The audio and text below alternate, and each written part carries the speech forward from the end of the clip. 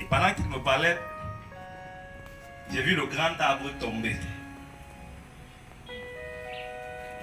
Et quand le grand arbre est tombé,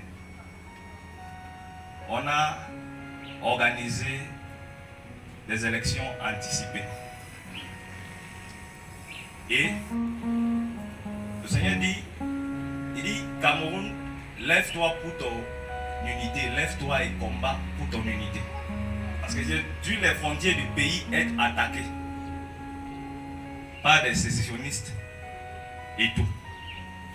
Je parle des choses comme ça là. Quand Dieu parle, la prophétie n'est pas chronologique.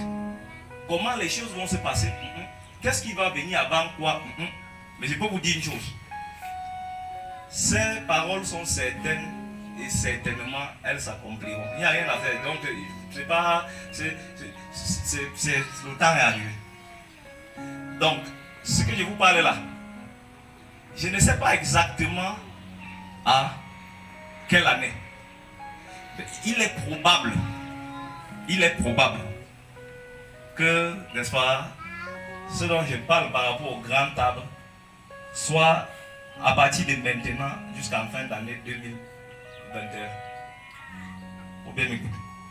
Mais ce qui est sûr et certain, c'est que celui qui a commencé 7 ans ne va pas achever 7 ans. Oui, c'est sûr et certain.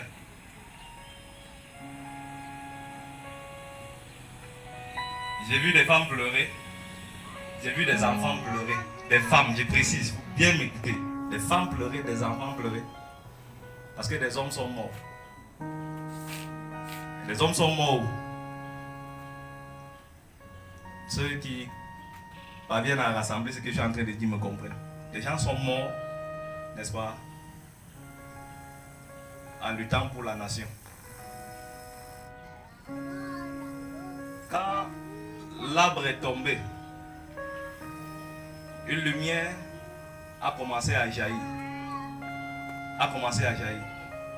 Et j'ai vu la jeunesse être contente.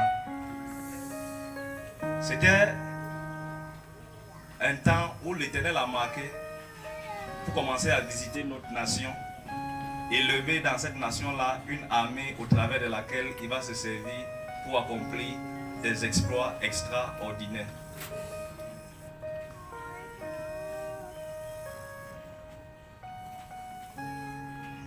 Le Seigneur a regardé l'église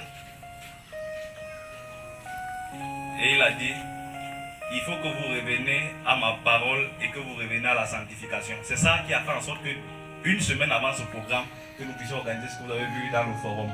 Il dit, il faut que vous reveniez à la sainteté. Il dit la sainteté. Il dit sainteté et vous revenez à ma parole. Et j'ai dit que nous sommes là, tous ensemble. Nous allons voir ce que nous allons voir. Ne respectons pas. Vous savez qu'il y a des très forts. Aujourd'hui, quand Dieu parle, les très forts sont assez très forts pour dire que ça ne se passera pas. Mais une chose, j'ai vu le jugement de Dieu entrer dans l'église avant le réveil. C'est-à-dire que j'ai vu des gens mourir à cause de leur vie. Parmi le peuple de Dieu et parmi les serviteurs de Dieu, mourir à cause de leur vie. Parce que ils menaient une vie qui ne plaît pas à Dieu. Ok. Si je t'ai dit ça, et que tu es venu ici pour t'amuser, il n'y a aucun problème, tu peux t'amuser, mes mains sont propres. Si maintenant, après avoir entendu ça, tu veux prendre ce programme au sérieux, que tous ensemble nous cherchons la face de l'Éternel notre Dieu, afin que non seulement il nous façonne, nous transforme, mais également nous équipe pour 7 ans à venir. Soyons ensemble concentrés. Si nous sommes d'accord, soyons ensemble concentrés. Je suis convaincu d'une chose. Il y a quelque chose de fort et de profond qui sortira d'ici. Je suis convaincu, ce n'est pas des déclarations, hein. Je suis certain de ça. Si ce n'est pas pour toi, ça sera pour moi. Parce que je vous dis la vérité, vous n'avez même pas idée de combien je prends ce programme à cœur. Pas pour vous d'abord, pour ma propre vie. je prends ce programme très très à cœur. C'est la raison pour laquelle, quand on est arrivé à aujourd'hui, depuis le matin, je suis entré dans le programme avant vous. Si c'est maintenant que vous voulez entrer, que je suis entré depuis. Parce que j'ai dit à Dieu, si tu as mis ces 3 jours à l'écart, je ne veux pas m'amuser. Je ne veux pas m'amuser. Donc moi, je ne m'amuse pas.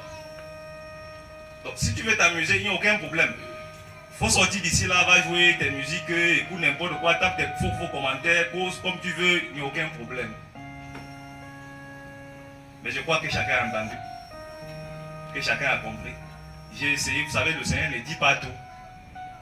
Mais j'ai dit un peu des petites bribes de ce que le Seigneur veut faire dans cette saison dans laquelle nous sommes rentrés, dans notre nation. Quitte à nous de nous disposer pour que Dieu nous utilise, afin que quand le jour va commencer à se lever, que nous fassions partie de ceux-là qui vont apporter la lumière du jour partout dans le pays, mais même au-delà du pays. De toutes les façons, moi je veux me positionner. J'espère que toi aussi. Toi aussi. Toi aussi. Toi aussi. Le jour au sang qui... D'accord, si toi aussi tu le veux, nous allons le dire à Dieu ensemble en 2 minutes.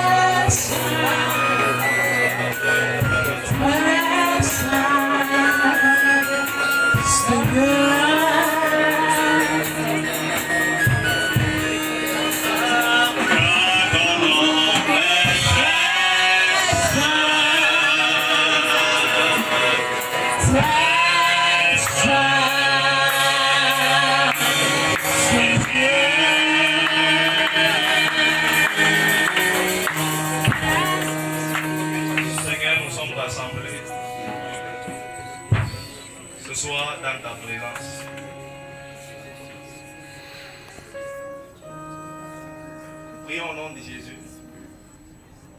Seul le Saint-Esprit conduise toutes choses. Esprit de Dieu, ne laisse pas que nos pensées humaines se mêlent. Ne laisse pas que notre intelligence, notre âme se mêle. Esprit de Dieu, engloutis complètement ce lieu, engloutis complètement nos vies.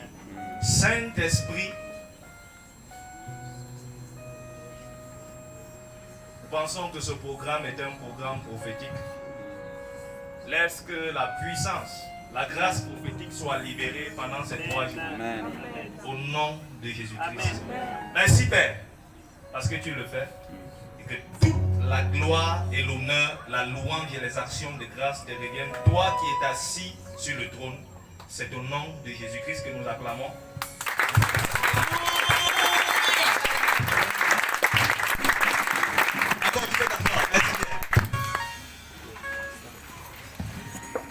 Rendons grâce à Dieu pour le thème du programme. S'il te plaît, si tu as ta Bible avec toi, ton cahier, prends ta Bible, prends le cahier, pose à côté de toi, bien.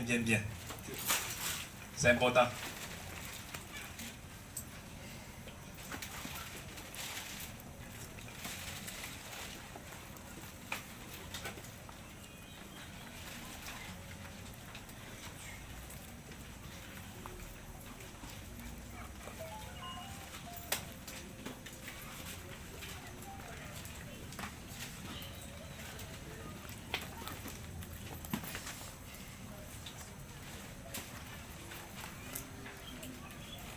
C'est bon? Nous sommes tous prêts? D'accord.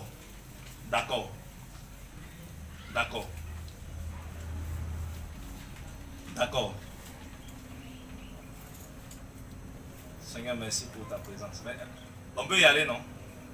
D'accord. Alors, nous avons dit que le thème de notre séminaire 3 jours c'est le mystère de l'onction. Le mystère de l'onction. Le mystère de l'onction. S'il te plaît, ne laisse rien te distraire. Je t'en supplie, ne laisse pas quelqu'un, quelque chose te distraire. S'il te plaît.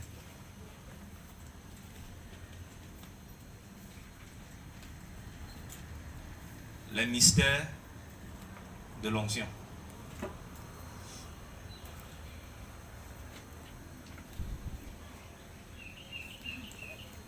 D'accord. Nous voulons simplement ce soir introduire une introduction simple, mais à mon avis, vraiment une introduction interpellatrice pour ceux qui peuvent se laisser interpeller. Nous parlons des mystères de l'onction. Vous savez, il y a des gens, dès qu'on parle d'onction, dans leur tête directement, ils voient, on tombe. Dans la tête des gens, c'est comme ça. Il y a beaucoup de choses qu'on a déformées dans le christianisme. Dès qu'on parle d'onction, directement les gens voient comment les gens sont en train de crier au secours, au secours. Dès qu'on parle d'onction. Et c'est une mauvaise compréhension de l'onction. C'est une mauvaise compréhension vraiment de l'onction. Parce que quand on parle de mystère, si l'onction était simplement ça, le thème de notre séminaire ne devrait pas être les mystères de l'onction. Quand on parle de mystère, le mot mystère, si tu vas dans le grec, le mot mystère, c'est mystérion. M-U-S-T-E-R-I-O-N. Et le mot mystère là veut dire simplement que c'est quelque chose dont la compréhension n'est pas évidente. C'est quelque chose de caché, quelque chose dont la compréhension n'est pas évidente. Hein? Donc, si même le grec utilise un mot, parce que vous savez que vraiment c'est les deux langues, les meilleures langues avec l'hébreu, c'est aussi un peu l'araméen, c'est vraiment les meilleures langues qui ont tendance à mieux dire ce que Dieu veut dire. Parce que le français souvent, on sait tout ça, non? Le français parfois limite, donc c'est des langues qui nous aident parfois mieux. Si vous voyez le grec utiliser un mot, on dit, comme j'ai dit, le mot mystère, c'est mystérion. Oh, j'ai dit mystérion là, quand tu t'as regardé la signification là, c'est simple. Ça veut dire que quelque chose de caché, quelque chose dont la compréhension n'est pas évidente.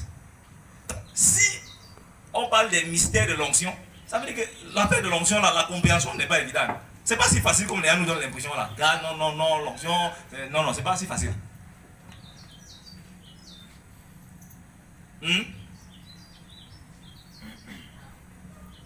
Et l'autre mot c'est quoi? Dans le mystère de l'onction. L'autre mot c'est onction, non? Le mot onction, en grec, c'est chrisma.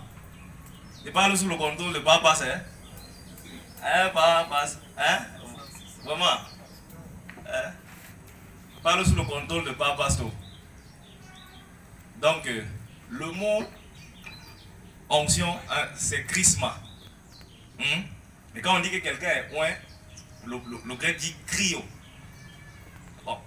Tu vois pourquoi je dis que beaucoup ne viennent pas ici? Tu vois, là, maintenant, il y a plusieurs... Bon, il ne sait pas. Il dit, mais tu m'as fait venir ici pour faire quoi? Tu vois, c'est ça que je disais.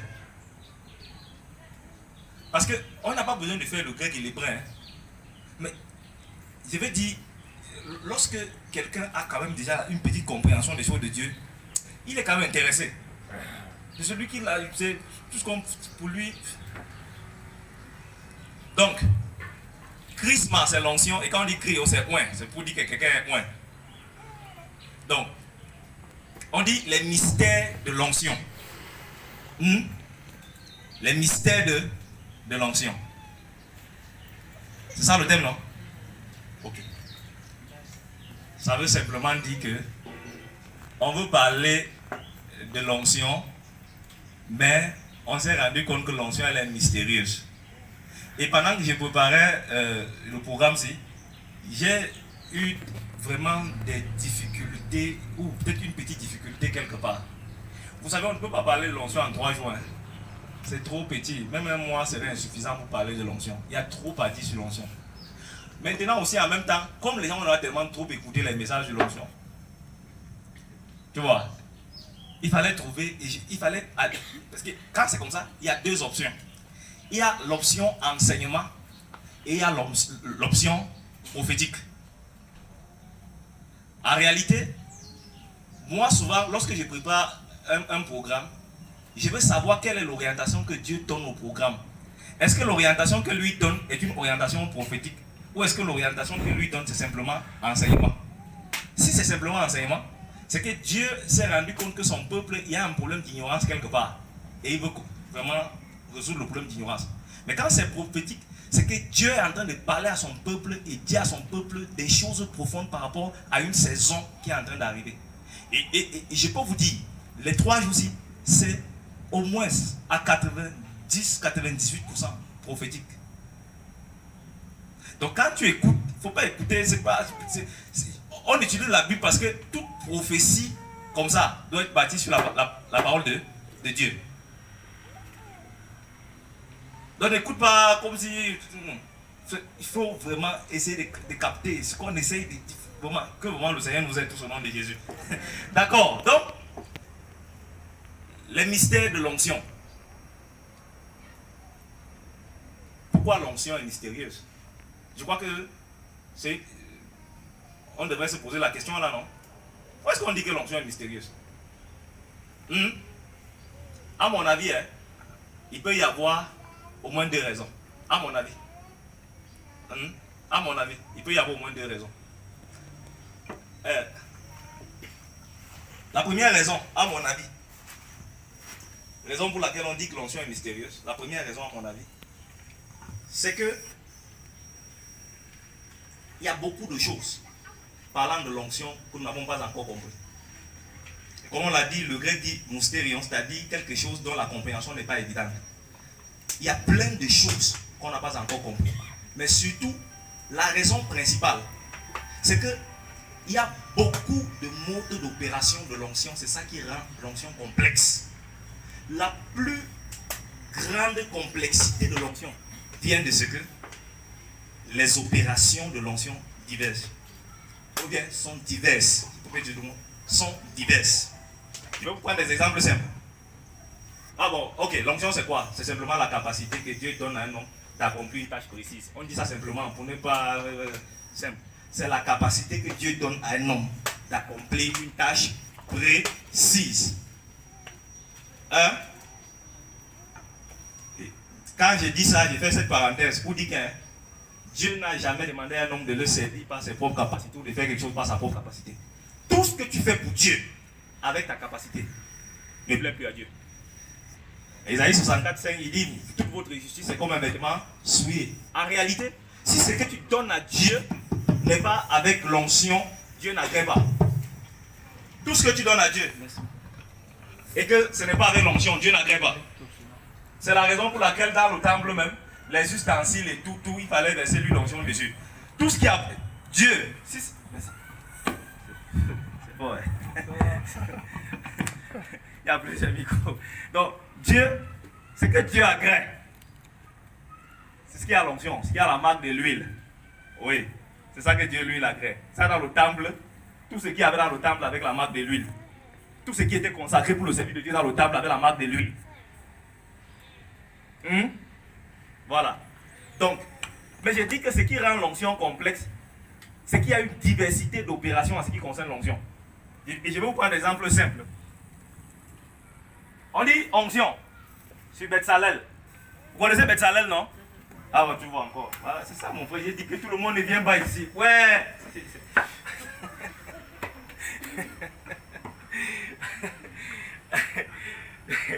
Hein? C'est ça. Betsalel a reçu l'onction. Mais l'onction lui a rendu capable de faire toutes sortes d'inventions. N'est-ce pas? C'est l'onction. Élie a reçu l'onction. C'est tout le même mot, hein? Onction. Mais l'onction l'a rendu capable d'opérer dans le surnaturel des signes, des prodiges, des miracles extraordinaires. C'est toujours l'onction. Il n'y a pas de. Ça n'a jamais passé. Le même mot, c'est onction. Amen. Salomon a reçu l'onction. L'onction l'a donné la capacité d'avoir une sagesse surnaturelle. C'est toujours l'onction. Samson reçoit l'onction. Le gars n'est pas allé dans une école militaire. Le gars, il a traduit mâchoire d'âne. 1000 personnes sont à terre. C'est toujours l'onction. C'est ça qui rend l'onction complexe. Très très complexe. C'est l'onction. Mais dans sa façon d'opérer, c'est ça.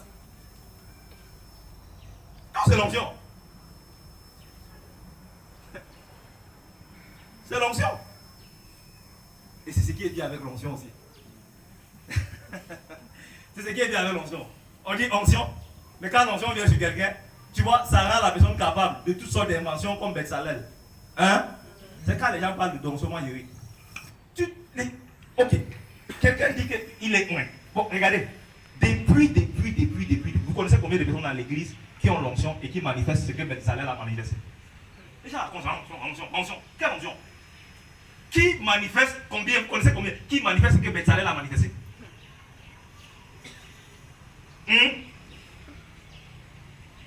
Combien? Écoutez, c'est tout le christianisme, hein? En dehors de, on va entrer dans les détails et tout, on va comprendre un certain nombre de choses. Mais il faut dire que, c'est-à-dire que quand Dieu veut distinguer quelqu'un des autres personnes, c'est par l'onction. C'est tout. Amen. C'est tout.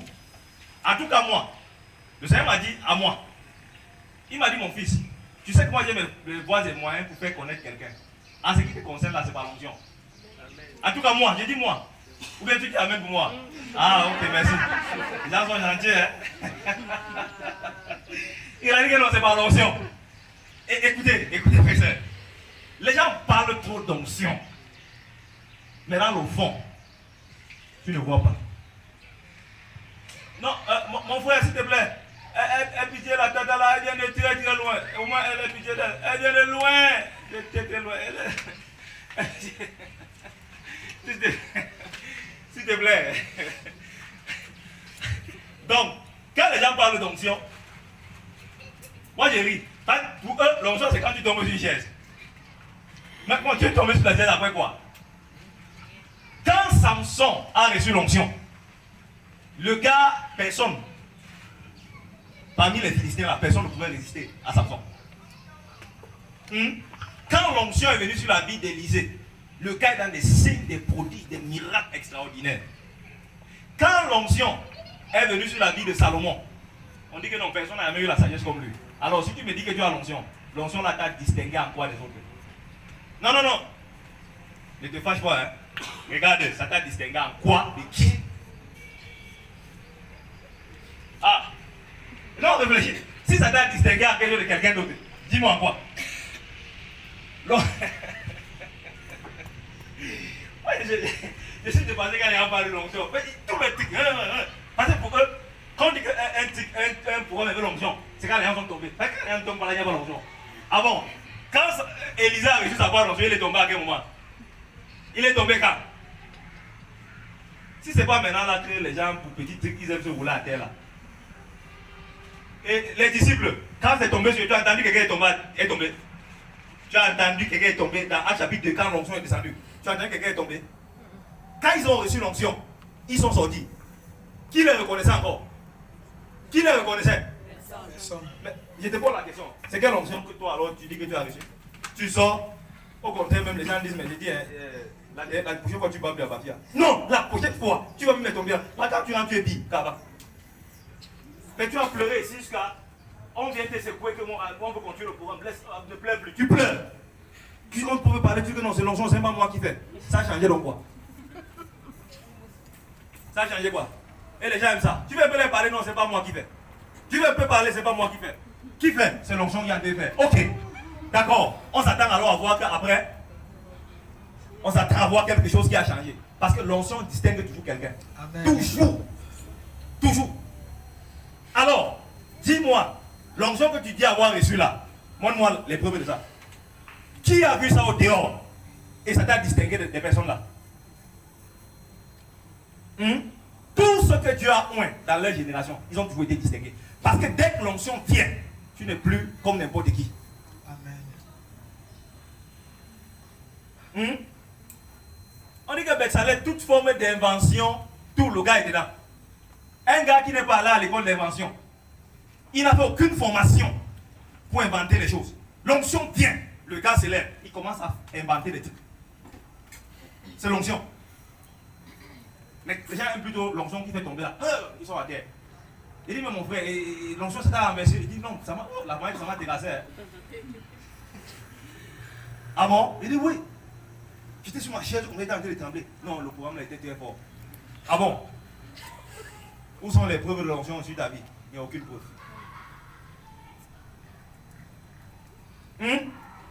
Voilà pourquoi Dieu est étonné. Frère et soeur, Dieu est étonné. Parce que, écoutez, comment quelqu'un peut avoir l'onction? Il est dans la nouvelle alliance. Dans l'ancienne alliance, personne n'a eu l'onction. Ça ne pas la différence. Lui, il est dans la nouvelle alliance, il a l'onction. Il se retrouve au milieu des autres. On ne voit aucune différence. Il est comme les autres. Au contraire, il est bien même parfois que les autres. Les païens disent, mon frère, tu vas venir chez moi quand il t'apprenne. Tu vas venir chez moi quand il te montre. Son arrêt. C'est ça. Écoutez, la plus grande chose que Dieu donne à un homme pour le distinguer des autres hommes, c'est l'onction. C'est-à-dire que quand Dieu a mis l'onction sur quelqu'un, s'il n'y a pas la différence, non, il faut bien t'asseoir. C'est sûr que ce n'est pas l'onction que tu as reçu. Tu connais ce que tu as reçu là, ce n'est pas encore l'onction. Ce n'est pas encore l'onction. L'onction qui ne te distingue de personne. Personne.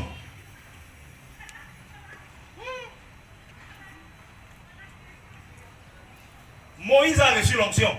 Quand il rentre en Égypte, personne de ceux qui ont grandi avec lui ne le reconnaît. Même son propre beau-père, même personne ne le reconnaît. Le gars, il est dans des signes, des prodiges, des miracles extraordinaires par rapport à l'appel que Dieu avait pour sa vie. Ok, tu as reçu l'onction. Dis-moi alors, le résultat c'est quoi? Aucun. Comme tu ne veux pas répondre, il t'aide. Aucun. Il n'y a aucun résultat. Aucun. Tu es dans un travail. L'onction ne t'a jamais distingué de quelqu'un dans le travail là. Tu es comme tout le monde dans le travail. Au contraire même, c'est toi que les autres païens ont pitié de toi. Ils disent, ouais, patron, ne chasse pas.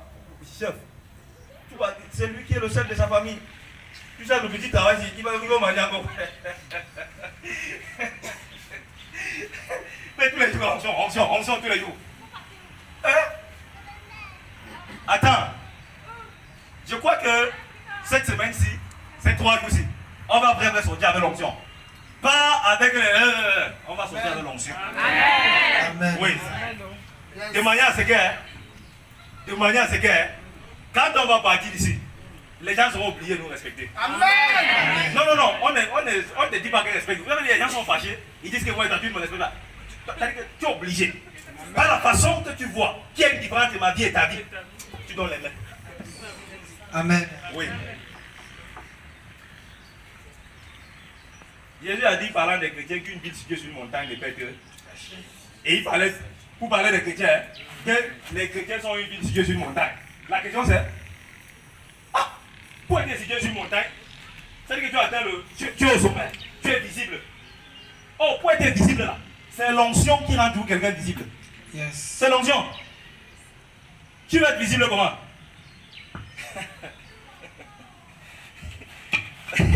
D'accord. Donc, on parle le mystère de l'onction, c'est par rapport à ça. Alors, allons maintenant. Est-ce que Dieu oint tout le monde? On a dit ça, tu es excité, tu dis, ah voilà, oh Seigneur, je suis content, tu m'as amené au programme, je suis très content. Alors, est-ce que Dieu oint alors tout le monde? Hein? Je vois, tu as envie de dire oui, tu as envie de dire non. Tu dis, bon, si je dis oui, il va me piéger. Je ne sais pas, l'histoire c'est... Bon. Est-ce que Dieu oint tout le monde? 1 Chronique, chapitre 16, le verset 9.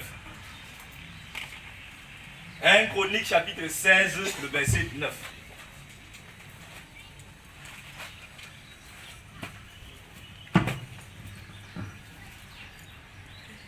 Chronique 16, verset 9. Non, tu ne peux pas. Dès qu'il est derrière là, non. Si tu n'es pas à la page, ne fouille plus ta Bible, écoute seulement.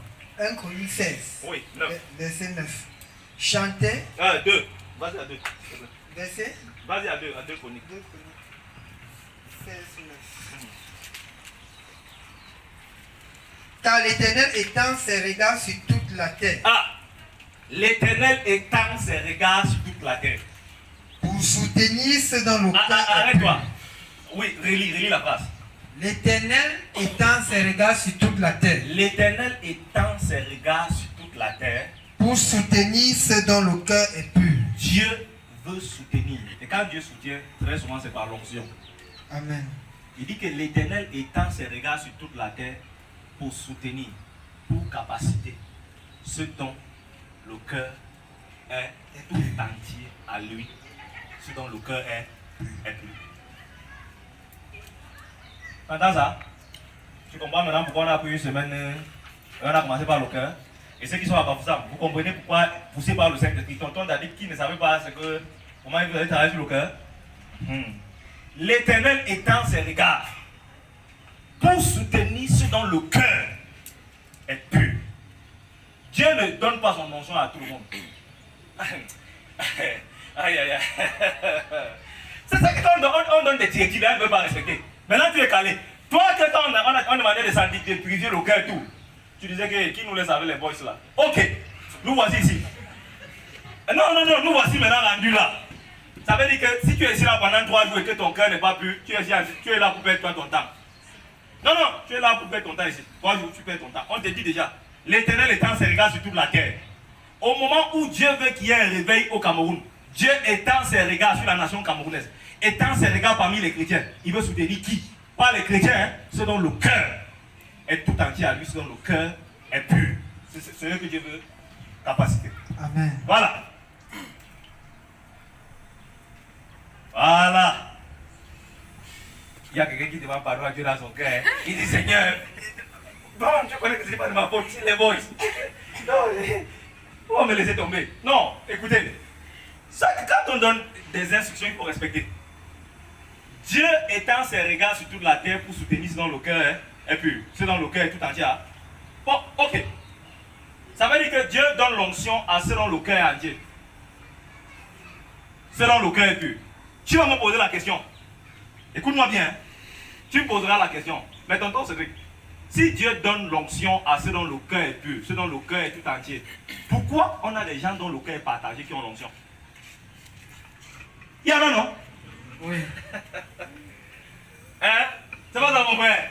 Il faut qu'on réfléchisse.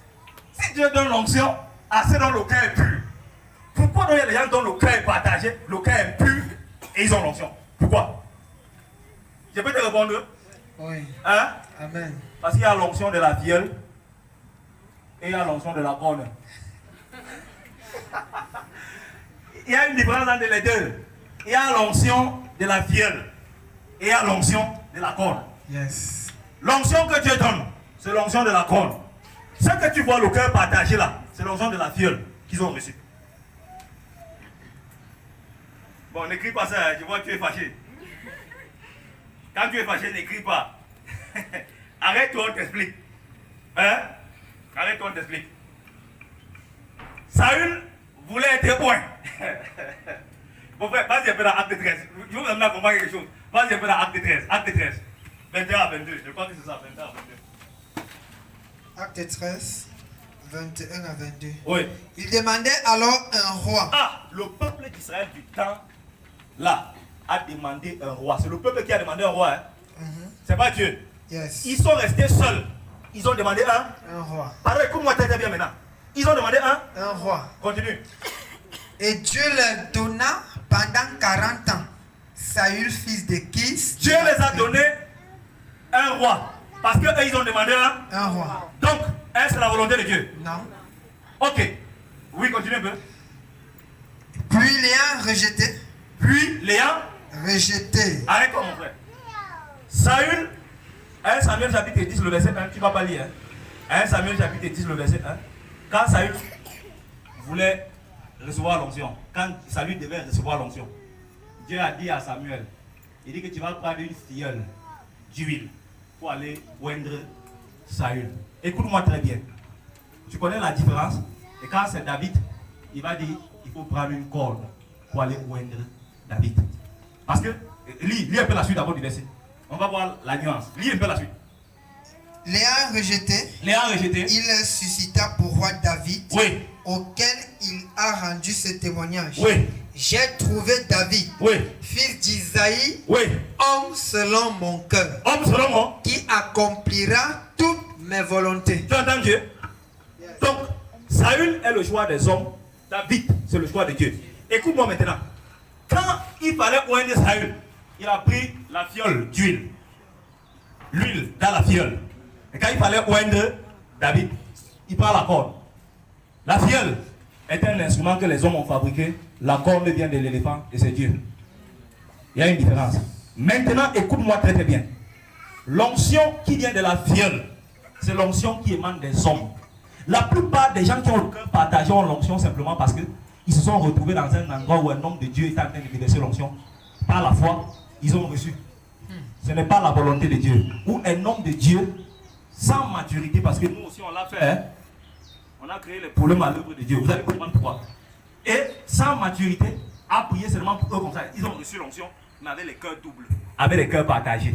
C'est l'onction de la fiole. Ils ont l'onction, mais ce n'est pas la volonté de Dieu. C'est parce que quelqu'un a prié pour eux sans jamais connaître l'accord de Dieu, sans jamais connaître la vie de Dieu. L'homme les a donné l'onction. Mais Dieu n'a jamais donné l'onction.